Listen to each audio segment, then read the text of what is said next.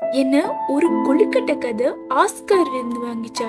வாங்க கதைக்குள்ள போகலாம். ஒரு வயதான அம்மா வீட்ல தனியா இருக்காங்க. அவங்களுடைய கணவர் எப்போதுமே வேலையில பிஸியா இருக்காரு. ஒரு நாள் அந்த அம்மா தனக்கு ரொம்ப பிடிச்ச கொழுக்கட்டை செய்றாங்க.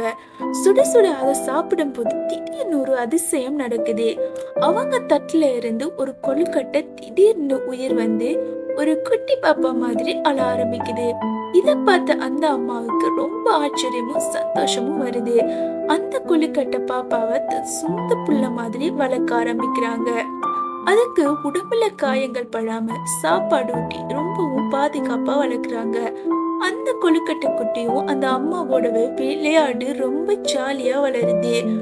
ஆனா அந்த குட்டி வளர வளர அதுக்கு வெளியில போய் விளையாடணும்னு ஆசை வருது. ஆனா அந்த அம்மாவுக்கு பயம்.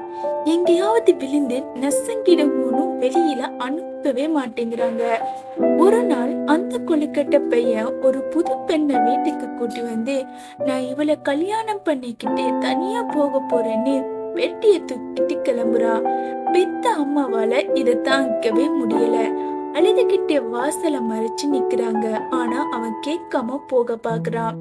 கோவத்துல வேதனை அந்த அம்மா என்ன பண்றாங்கன்னா, யாரும் எதிர்பார்க்காத ஒரு காரியத்தை செய்றாங்க.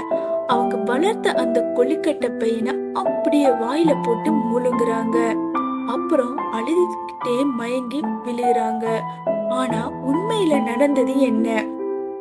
இது எல்லாம் அந்த அம்மாவோட ஒரு கனவு தான். நிஜத்துல அவங்கள விட்டு போன அவங்களுடைய சொந்த பையன் அவங்க மேல உள்ள கோபம் எல்லாம் தீர்ந்து அவங்களுக்காக பிடிச்ச தின்பண்டங்களை வாங்கிட்டு வீட்டுக்கு திரும்பி வாரா. கடைசியில இந்த அம்மாவும் பையனும் ஒன்னா சேர்ந்து சந்தோஷமா அழுதுகிட்டே கட்டி பிடிச்சுக்கிறாங்க. இது மாதிரி இன்ட்ரெஸ்டிங்கான ஆஸ்கார் விருது பெற்ற கதைகளை பார்க்கணும்னா நம்மளோட சேனலை மறக்காம சப்ஸ்கிரைப் பண்ணி வைங்க.